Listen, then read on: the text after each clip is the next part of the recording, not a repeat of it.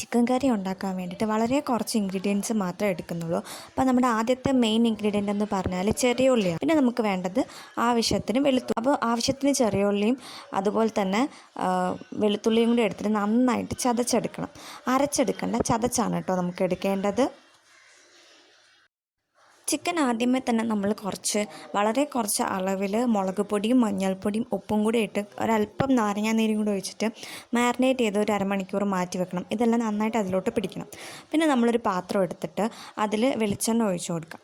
ഈ വെളിച്ചെണ്ണ ഒഴിച്ച് നന്നായിട്ട് ചൂടായിട്ട് വരുമ്പോൾ നമ്മൾ ചതച്ച് വെച്ചേക്കുന്ന ചെറിയ ഉള്ളിയും അതുപോലെ തന്നെ വെളുത്തുള്ളിയും കൂടെ ചേർത്ത് നന്നായിട്ട് വഴറ്റുക.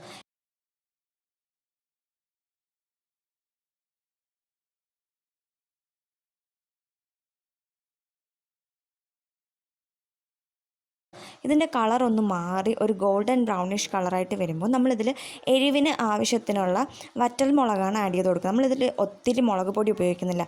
ചിക്കൻ മാരിനേറ്റ് ചെയ്യാൻ വേണ്ടിയിട്ട് നമ്മൾ യൂസ് ചെയ്ത മുളക് പൊടി മാത്രമാണ് ഇതിൽ ഉപയോഗിക്കുന്നത്. പിന്നെ ഒരു അല്പം കൂടി ഉപയോഗിക്കുന്നുണ്ട്. ബാക്കിയെല്ലാം നമ്മൾ എരിവിന് ഇതിൽ ഉപയോഗിക്കുന്നത് വറ്റൽമുളകാണ്. അപ്പം അത്രയും ആവശ്യത്തിന് വറ്റൽമുളക് എടുത്ത് ഇതിൻ്റെ കൂടെ ചേർക്കണം. നമ്മൾ ചതച്ചിട്ട വെളുത്തുള്ളിയുടെയും അതുപോലെ ചെറിയ ഉള്ളിയുടെയും വറ്റൽമുളകിൻ്റെയും കളറൊക്കെ ഒന്ന് മാറി ഒന്ന് റോസ്റ്റായി വരുന്നത് കാണുമ്പോൾ അതിലോട്ട് നമ്മളൊരു 1/4 ടീസ്പൂൺ മഞ്ഞൾപ്പൊടിയും ഒരു 1/2 ടീസ്പൂൺ മുളക് പൊടിയും ചേർത്ത് നന്നായിട്ട് മിക്സ് ചെയ്യാം. ഇതിൻ്റെ ഒരു പച്ച മണം ഒക്കെ മാറി വരുന്നതായിട്ട് ഫീൽ ചെയ്യുമ്പോഴത്തേക്കും നമ്മൾ മാരിനേറ്റ് ചെയ്ത് വെച്ചേക്കുന്ന ചിക്കൻ ഇതിലിട്ട് നന്നായിട്ട് മിക്സ് ചെയ്ത് കൊടുക്കാം.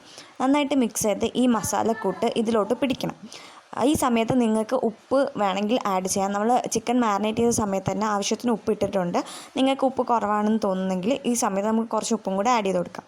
ഈ മസാലയൊക്കെ ചിക്കനിൽ നന്നായിട്ട് പിടിച്ചു കഴിഞ്ഞാൽ നമ്മൾ ഈ ചിക്കൻ വേവാൻ ആവശ്യത്തിന് വെള്ളം ഒഴിച്ച് ഇതിനെ നന്നായിട്ട് വേവിച്ചെടുക്കാം.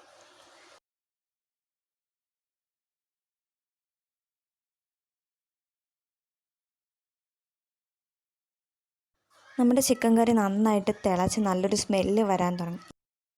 ഇനി നമ്മളിതിൽ ചേർക്കാൻ പോകുന്നത് കുറച്ച് കറിവേപ്പിലയും കുറച്ച് മല്ലിയിലയാണ്. ഇതും കൂടെ ചേർത്ത് ജസ്റ്റ് ഒന്ന് ഇളക്കി കഴിഞ്ഞാൽ നമ്മുടെ അടിപൊളി ടേസ്റ്റി ആയിട്ടുള്ള എന്നാൽ അത്രയും സിമ്പിളായിട്ടുള്ള ചിക്കൻ പള്ളിപ്പാളയം റെഡി ആയിട്ടുണ്ട്. ഭയങ്കര ടേസ്റ്റിയാണ്. എല്ലാവരും ട്രൈ ചെയ്ത് നോക്കി അഭിപ്രായങ്ങൾ നിങ്ങൾക്ക് പറയാം.